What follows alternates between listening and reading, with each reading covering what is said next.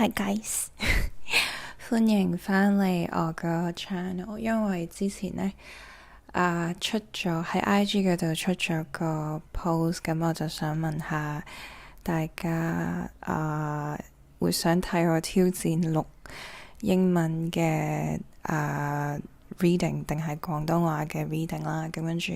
因為大部分嘅朋友呢都投咗廣東話，咁所以呢，我就決定今日就挑戰錄一個廣東話嘅 reading 啦。我而家覺得好唔慣，我唔知點解。明明其實我係母語係講廣東話，但係大家覺得好奇怪。OK，咁今日嘅題目呢，就係我想做一個如果你而家係處於一個低潮期啦，或者可能一個你覺得係 bottleneck 嘅位，即係可能係工作啦、愛情或者一啲關係嘅話呢，咁究竟應該點樣去突破呢一個低潮期嘅一個咁樣嘅大眾占卜嘅 video 嘅？咁樣呢，就首先講翻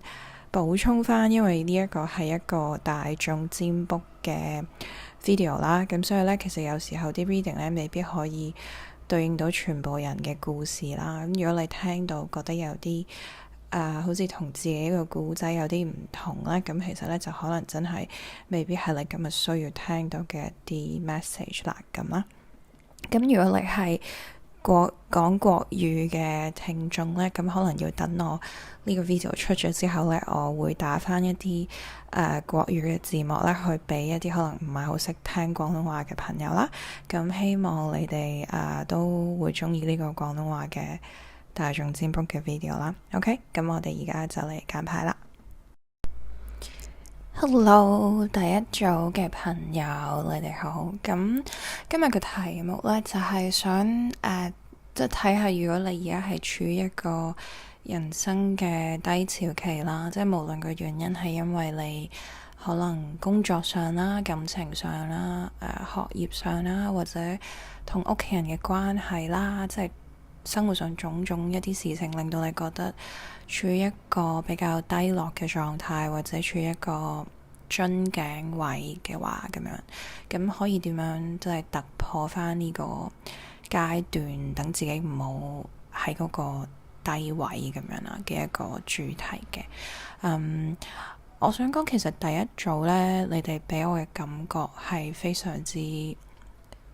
情緒非常低迷。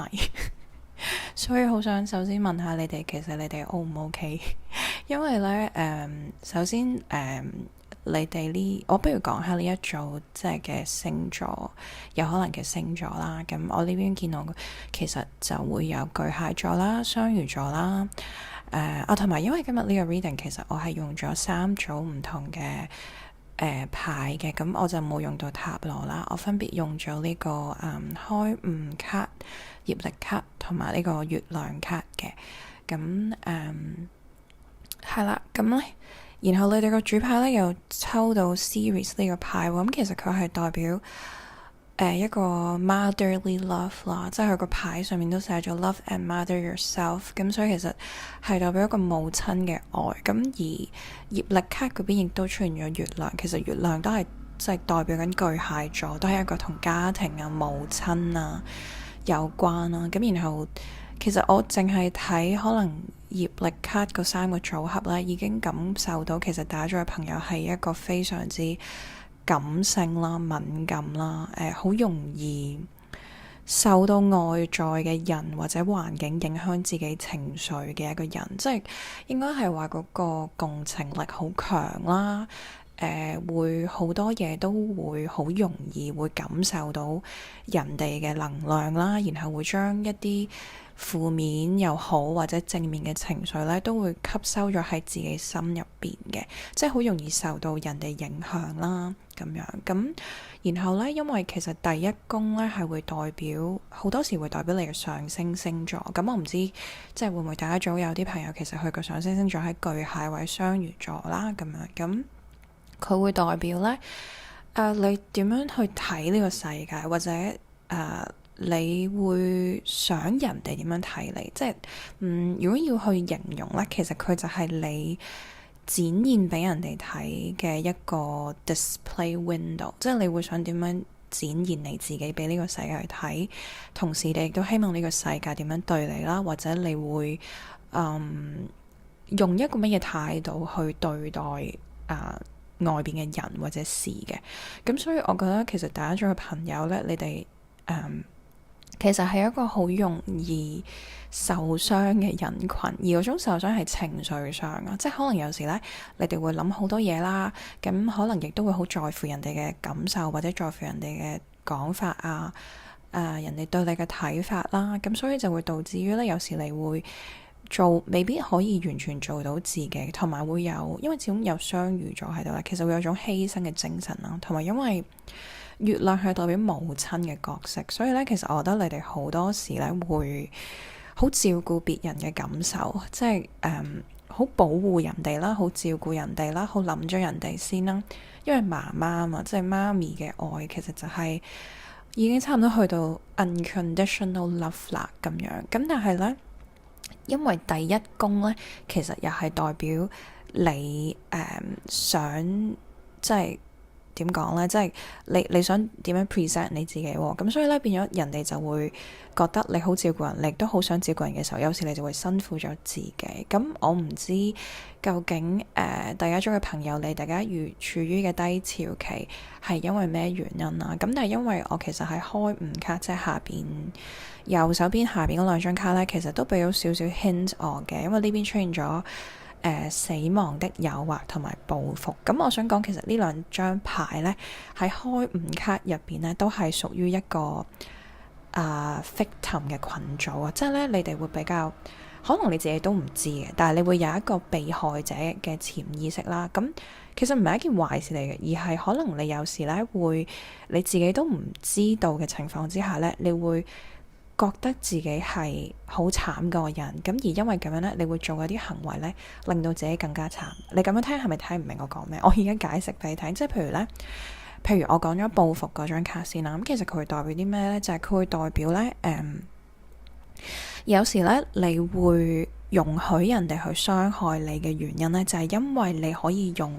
佢傷害我啊，咁我可以去報復佢，所以你就一路俾人傷害你，因為你好想報復佢嘛。咁而你覺得你唔可以無緣無故去報復一個人，你要有個理由俾自己去報復一個人嘅嘛。所以呢，你就要為咗要繼續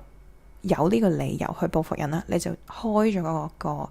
門去俾人哋去傷害你。咁所以呢，其實報復呢張牌呢係會代表，當你容許別人傷害緊你嘅時候，其實你都係傷害緊你自己。即係所以我就係話點解我覺得大家組嘅感覺好沉重。然後另外隔離嗰張死亡的誘惑08嗰隻牌呢，就係代表其實你對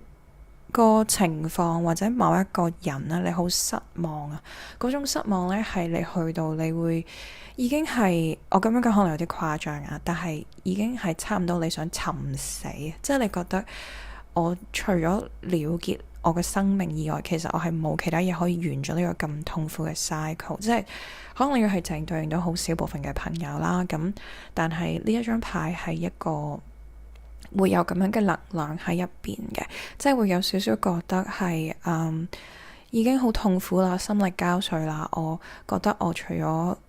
結自己之外冇其他方法。咁但係其實呢兩隻牌呢，其實佢係講緊你嘅潛意識嘅啲諗法，但係其實佢同樣都想提醒你呢，其實你可以去放下，即係你唔需要咁執着啦。同埋其實你只要明白咗個道理係，當你容許別人傷害你嘅時候，其實你都傷害緊自己嘅話呢，咁你就證明代表其實你係可以完結呢個痛苦嘅過程，即係所有決定權其實都喺你度，只要你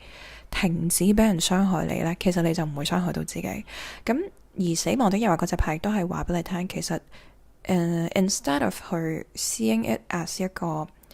我要完結呢件事呢，其實可以將呢個所謂嘅死亡呢當咗一個重生嘅機會，即係唔係真係一個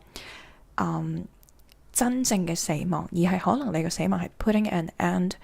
to 一件事，或者 putting an end 去一個你覺得好辛苦嘅 cycle，然後用一個重生嘅方法去令到呢件事有第二個感覺，就等你自己唔好再即係 keep 住喺嗰個好傷心嘅 loop 啊，一啲好負面嘅情緒啊，咁就會容易行翻出嚟好多咯。因為我覺得第一組嘅朋友呢，有啲太 care 啦，即係太在乎人哋嘅感受啊，好多時都會諗咗人哋先啦。咁同埋呢，你會有時會可能因為太在乎別人嘅感受咧，放棄咗好多自己相信嘅嘢或者想做嘅嘢。即係譬如好簡單，可能其實工作咁樣啦，咁譬如可能你有一個你好理想嘅目標嘅咁樣，咁但係咧你可能因為你家庭嘅原因你屋企人對你嘅期望，你身邊嘅人講嘅嘢咧，咁會令到你去放棄咗自己一啲其實你真正想做嘅目標啦、夢想啦等等啦。又或者咧，你可能咧，如果係愛情嘅關係啦，或者係同人與人之間嘅關係咧，咁你好多時咧就會唔敢去同人哋講你真實嘅感受啦，因為你係母親嘅角色啊嘛，所以你覺得有啲咩咧你都要包容，有啲咩咧你都要忍，因為你係媽咪嘛，即係媽咪係好 caring 啊，好咩都會冇所謂，因為係媽媽的愛，係咪？咁但係當你唔係真係一個媽咪嘅時候呢，咁你就會有時候會傷到自己咯。所以我覺得第一組嘅朋友會俾我呢個感覺啦。咁最後月亮卡呢嗰邊呢就有兩張牌啦，一張呢就係話What do you need to release？ 第二張呢就係 Confidence is your key to success。咁其實呢，第一張牌咧，因為佢對應到個 waning moon 啊，其實咧就係一個月亮嘅，佢個 face 咧已經去到嗰個月亮開始慢慢見唔到啦。因為你知月亮嘅 cycle 係由 new moon 一路行到 full moon，然後再去翻 new moon。咁其實佢中間會經歷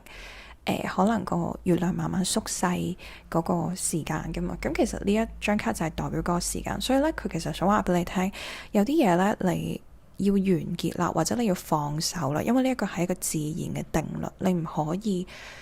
捉緊一啲嘢唔放咯，你要其實放開佢，由佢自然咁發展，佢最後都會迎嚟一個新嘅開始，即係下一個 new moon。咁我唔知嗰樣嘢係對應緊而家你嘅一段關係啊，你其實有一份你唔中意嘅工作啊，定係一啲人哋對你嘅睇法你放唔開，因為可以對應好多嘢，同埋因為其實今日呢個 reading 我覺得唔係淨係講愛情，即係可能你人生唔同嘅部分其實都會有一啲你放唔低嘅嘢嘅咁樣，咁所以我覺得呢張牌會提醒你要放下某啲執着啦，或者放下某啲你過唔到自己有關嘅嘢啦。咁而 confidence is your key to success 其實就好直接啦，就係要活得好似獅子座咁樣，因為佢下邊都有個 new moon in Leo， 咁其實就係好似獅子座嘅性格咁啦，就係我無懼怕啦，好勇敢，會勇於冒險啦，同埋好自信嘅，即係行出嚟可能係自帶光環，有個主題曲喺後邊播住咁樣，好似王者咁樣行出嚟，即係你要對自己有信心，而你要相信其實你嘅感受就係會令到你開心嘅嘢咯。有時你唔需要太在乎別人嘅感覺㗎，我覺得。同埋因為雙魚座呢都係一個比較夢幻嘅星座，咁所以呢，其實佢哋有時呢會帶咗一個夢幻啦嘅 filter 去睇呢個世界或者睇別人嘅，即係我覺得有時可能佢哋會過分理想化，但係有時又會過分悲觀咧，去諗一啲嘢，但係其實可能嗰啲嘢真係存活喺自己個腦袋入邊咯。咁所以就我第一組如果總括嚟講咧，就係要放下一啲別人對你嘅 comments， 別人對你嘅期望，同埋你自己咧都要有時唔好太媽媽的心，即係唔好太在乎別人或者太照顧別人嘅感受，你多啲照顧翻自己嘅感受，起翻一個一條線啊，去保護你自己，就唔好開住對門咁樣俾人哋不停咁樣傷害你咯，因為好似個開悟卡咁樣講啦，即係其實你俾人哋傷害你呢，其實你變相都係傷害緊自己嘅。OK，咁大致上呢個就係第一組嘅解讀啦。咁希望你哋會中意呢一個廣東話嘅視頻。咁我哋下次再見，拜拜。Hello，第二組嘅朋友，你哋好。我錄到第二組，我都仲未習慣今次呢個 video 係廣東話，我而家仲係覺得好奇怪。OK，咁咧今日嘅題目呢就係、如果你而家可能處於一個即係生活上嘅一個低潮期啦，或者一個樽頸位咁樣啦，即係可能係人際關係啦，愛情啦，或者工作啦，咁都可以嘅咁樣。咁要點樣去突破呢一個時間呢？咁樣嘅一個主題。咁首先講下你哋呢一組嘅星座有可能嘅訊息啦。咁就會係天蠍座啦、天秤座啦，同埋金牛座嘅咁樣。咁你哋抽到個主牌呢，就係 Waning Gibbous， 咁佢就話 Count your blessings。咁其實呢張牌就會有少少對應到，可能提醒你哋要即係要去睇翻，其實你自己已經擁有緊啲乜嘢啦。就 instead of 即係可能不停咁樣去追求更加多嘅嘢呢，就佢會提醒你，反而係想你去睇翻其實一啲你已經擁有嘅嘢，同埋係去識得去 appreciate 你已經有嘅一啲人同事咯。就因為有時唔係不停要得越多越好啦，即係其實有時係我哋要學識，可能其實你需要嘅嘢你已經有啦，咁你覺得你欠缺嘅嘢，可能你本來其實就係唔需要嘅嗰啲嘢咁樣。會有一個咁樣嘅意思嘅。咁今日個 reading 呢，其實我就冇用到塔羅牌啦，咁但係我就用咗3種牌嘅。咁上邊呢，就係呢個業力卡啦，咁下邊就分別係呢個月亮卡同埋呢個開悟卡嘅咁樣。咁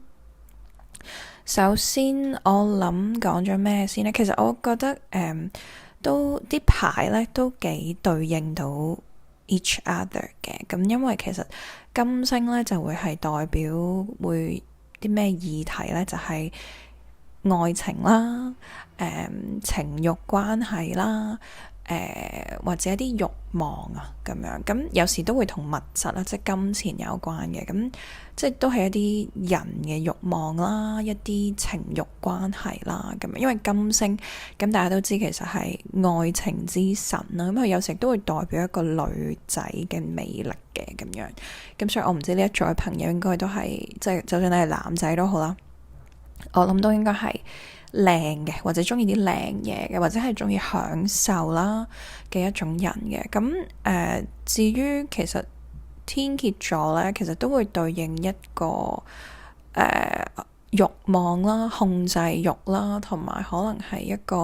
啲可能隱藏嘅一啲你自己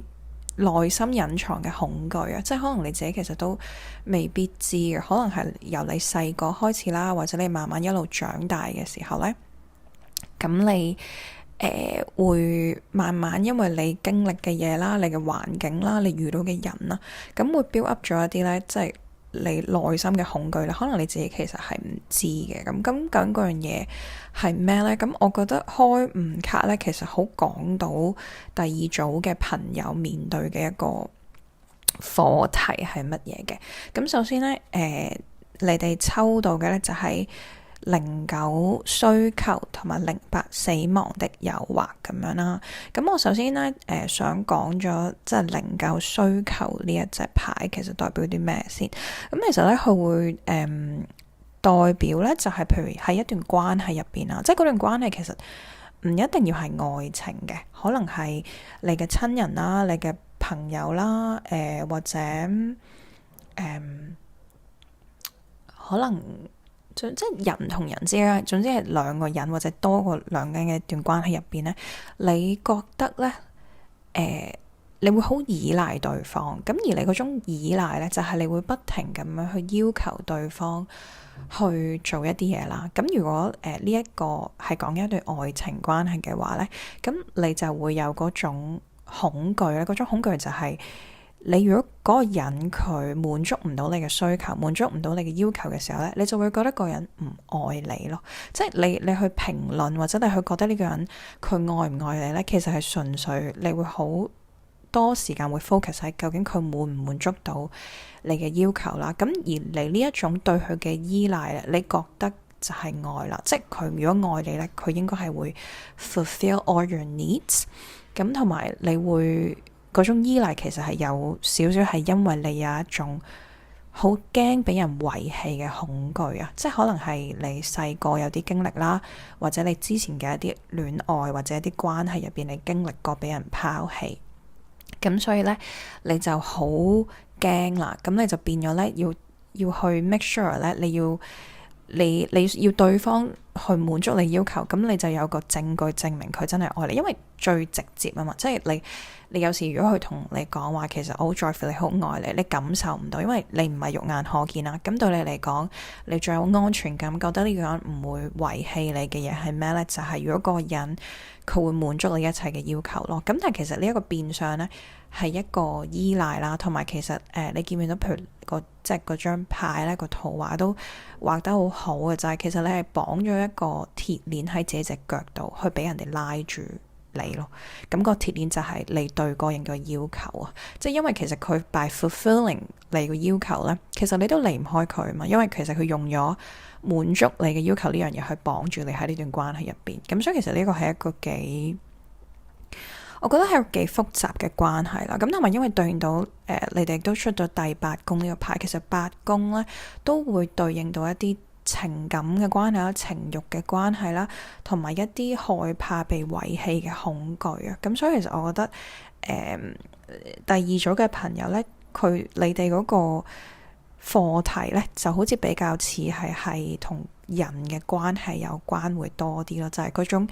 點樣去獨立自主啦，去放過自己啦，去明白其實你個安全感呢，唔係嚟自人哋去 fulfill 你個要求啦，而係其實呢，你要去建立起自己個獨立自主嘅生活模式啦，同埋要明白其實一個人愛你呢，唔係或者調轉嚟講，你去愛一個人呢，其實唔係你要不停咁有需求咯。即係呢個可能唔係呢度個牌俾我嘅信息啊，純粹係即係我有時覺得一段最好嘅關係呢，其實係兩個人當佢哋一齊嘅時候呢，其實佢兩個都係可以好獨立自主咁生活嘅。咁但係佢哋選擇一齊，唔係因為佢自己欠缺一啲嘢，佢希望同呢個人一齊之後呢，呢個人可以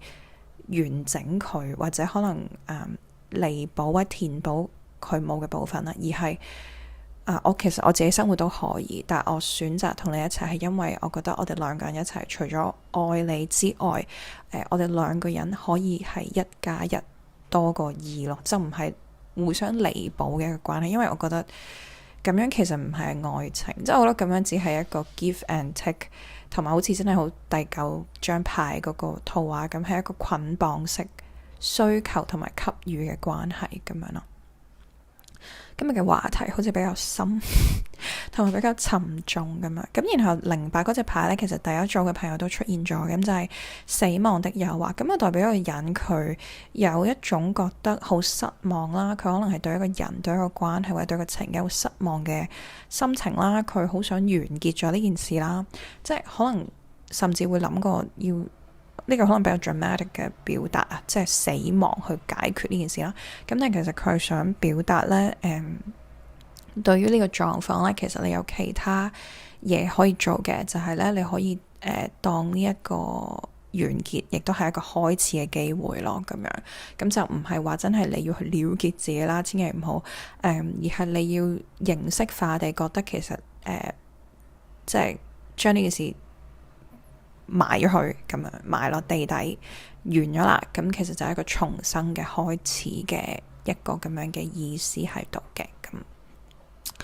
咁樣呢，另外呢，就係至於月亮卡呢，咁就出咗兩隻牌啦。咁第一個呢，就係 What do you need to release？第二個呢，就係 Look at the bigger picture 咁樣。咁其實我覺得呢兩隻牌都幾對應到我之前講嘅嘢嘅。咁其實就係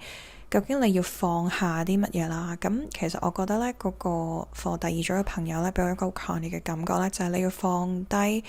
你去依賴別人個心啊，即係你要相信你自己咧，其實係可以自己都好獨立自主，可以生活得好好啦。同埋其實咧，你要回應翻主牌count your blessings。咁其實就係你要去感恩你已經擁有嘅嘢，即係其實唔係嗰個你，因為你唔係不斷去需求，不斷去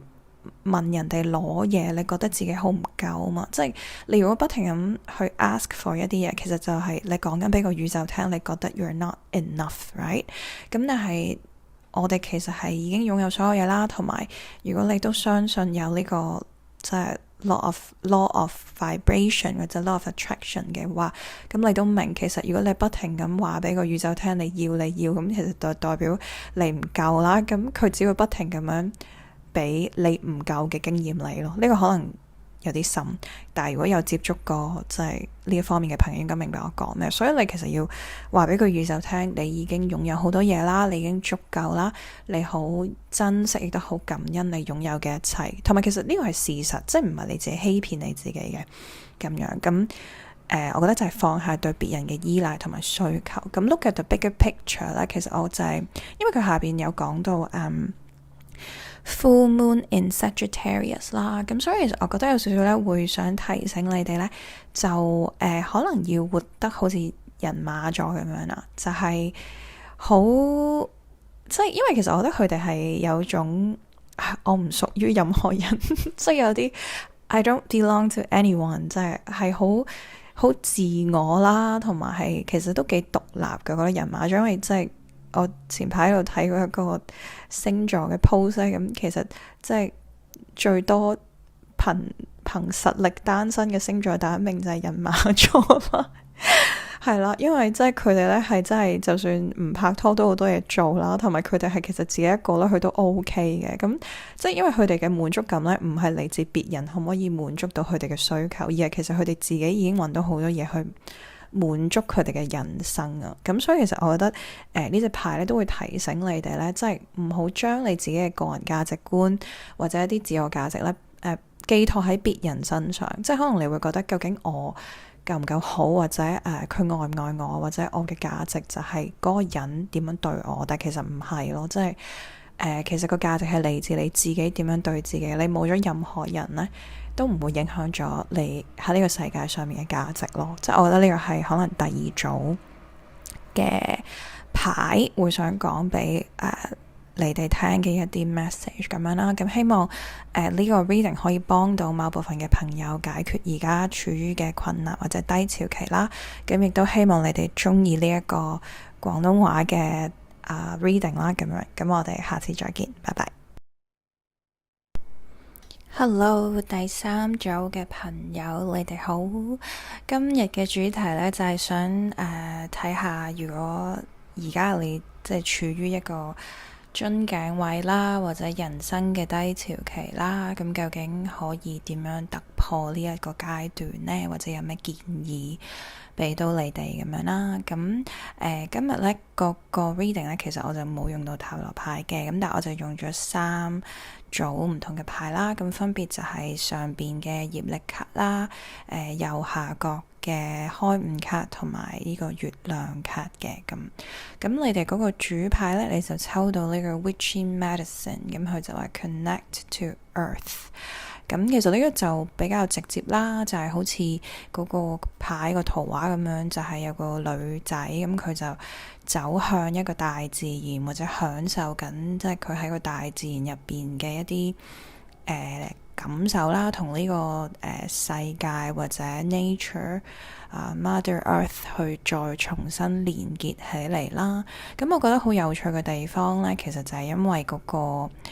你哋嘅開悟卡呢，即係31號牌呢，都出現咗結合呢樣嘢嘅。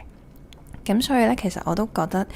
第三組嘅朋友咧，你哋嗰個而家處於個低潮期或者樽頸位咧，其實可能同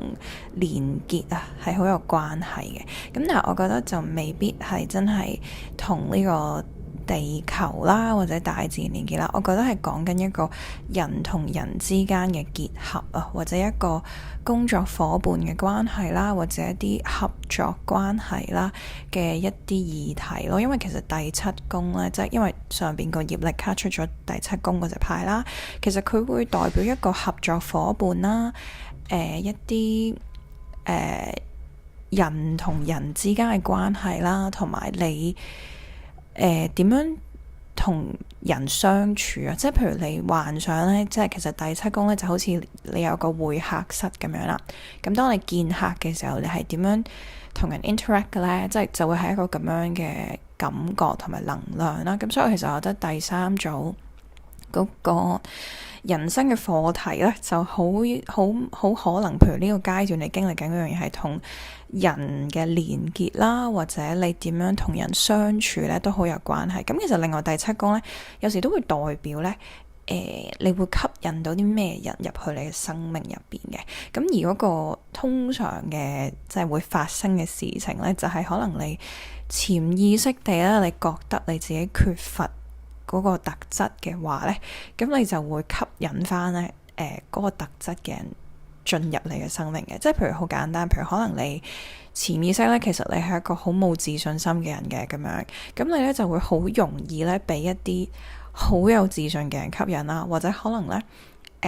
一啲好有自信嘅人呢，就會經常喺你嘅生命入邊出現，然後可能同你一齊有啲功課要做咁樣啦，即係會有啲咁樣嘅情況出現嘅。咁或者我解釋咗呢個結合呢隻牌其實講咩啦？咁其實呢，佢係講緊呢，你可能呢，因為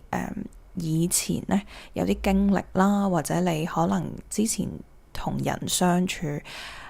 有啲唔係咁好嘅經歷啦，令到你呢，其實慢慢呢開始有啲想收埋自己啊，即係已經係有少少似係落咗個閘啦，有個隔膜啦，即係你係主動地咧想隔開自己啊，唔想同人哋有一個太親密嘅關係。我而家講緊即係唔一定係愛情嘅，即係可能係excuse me，你工作啊，或者你可能同人合作嘅時候咧，你都會有個隔膜感嘅。即係我唔知係因為你為咗要保護自己啊，定係你覺得你對個人有偏見，你覺得我唔想同你合作，或者我唔想咁快交心，因為我好驚我以前經歷過嘅嘢會再次發生。所以呢一隻牌係有少少想提醒翻你呢，即係你係時候要開始重新去學習點樣同人哋有個連結咯。因為你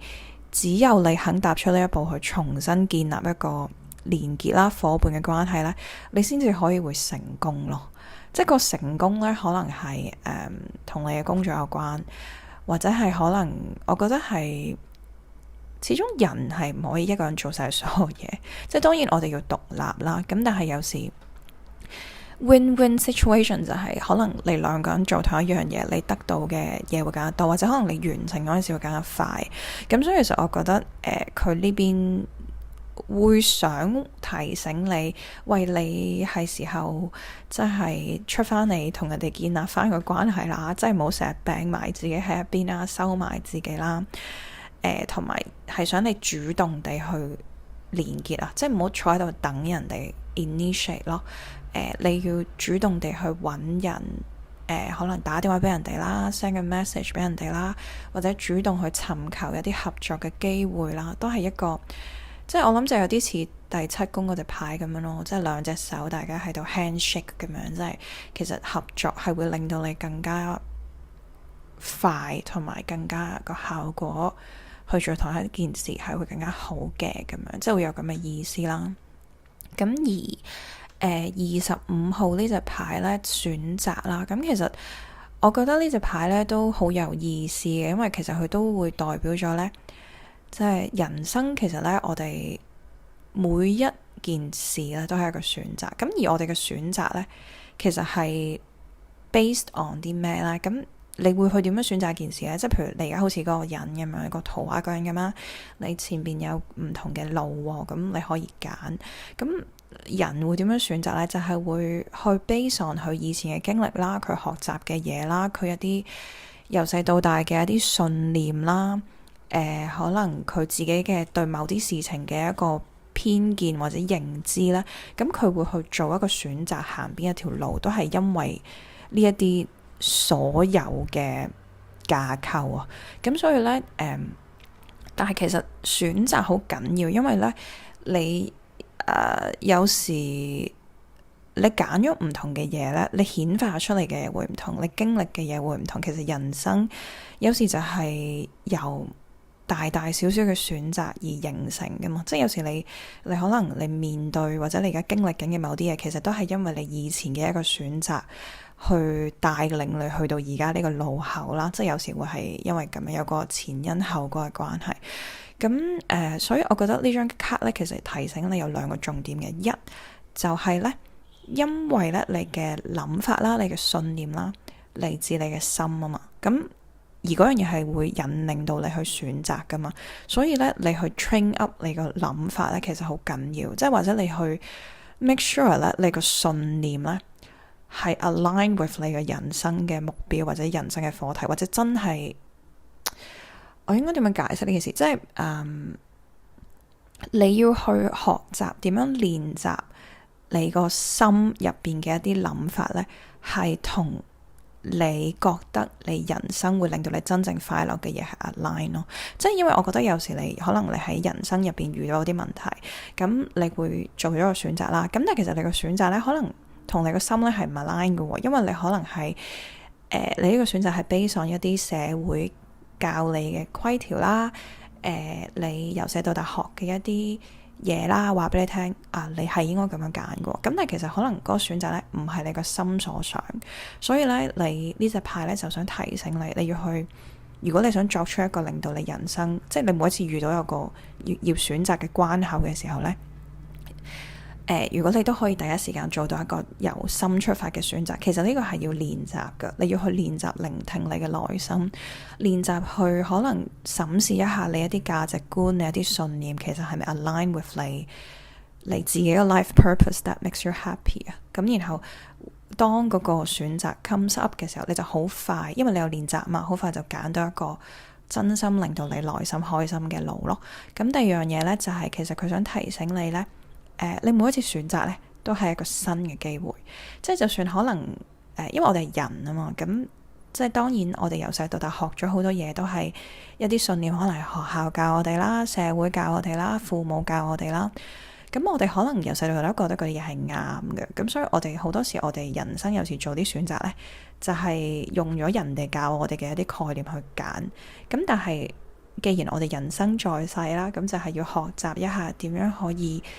訓練到自己去揀一啲真係由心出發嘅選擇呢。咁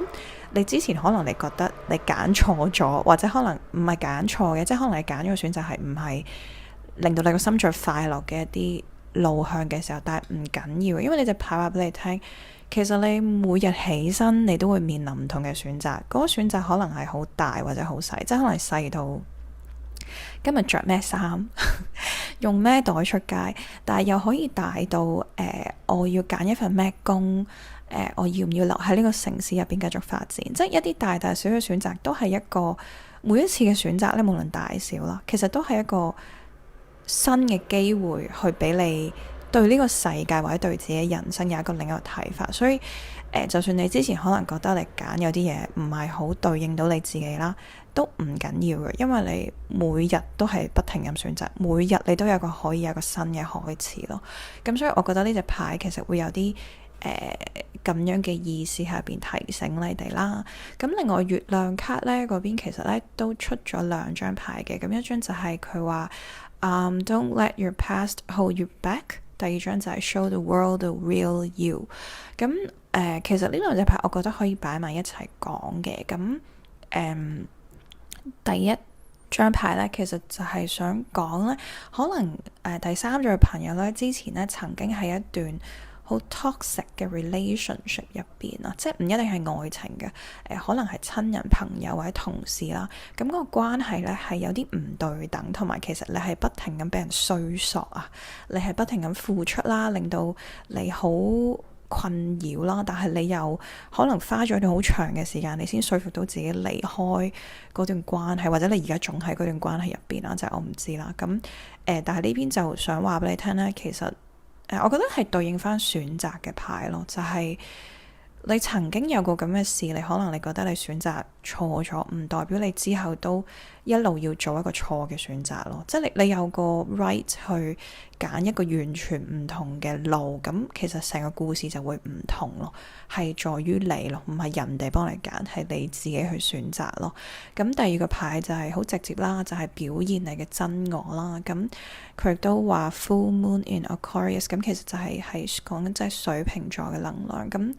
就係嗰種好忠於自己啦，我唔怕，我係可能喺別人眼中係有啲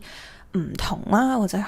異於常人咁樣啦，即係好勇敢去做自己啦，去表達自己真實嘅性格啦，或者啲感受。咁我覺得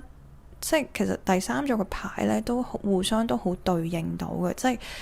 因為我頭先好似冇乜點講上邊業力嘅牌，咁其實金星咧就會對應，可能都係一啲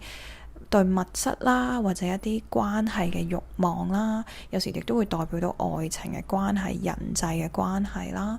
咁而天蠍座嗰隻牌咧，其實都係代表一啲隱藏嘅內心嘅恐懼啦，或者係一啲操控啦、控制啦。嘅情感咯，咁所以其實我覺得第三組咧，結合晒所有牌嚟講咧，我覺得就係唔好俾你之前以往嘅一啲經驗綁架咗你，或者影響咗你將來嘅選擇咯。因為你要記住啦，其實你每日起身啦，或者你每一次當有一個新嘅選擇喺你面前嘅時候，其實都係一個你可以改變你對呢個世界嘅態度，或者改變呢個世界，或者改變你自己人生嘅一個機會咯。咁同埋唔好再收埋自己，重新去同呢個世界、同其他人去做一個連結咯。咁我覺得呢個可能就係即係今日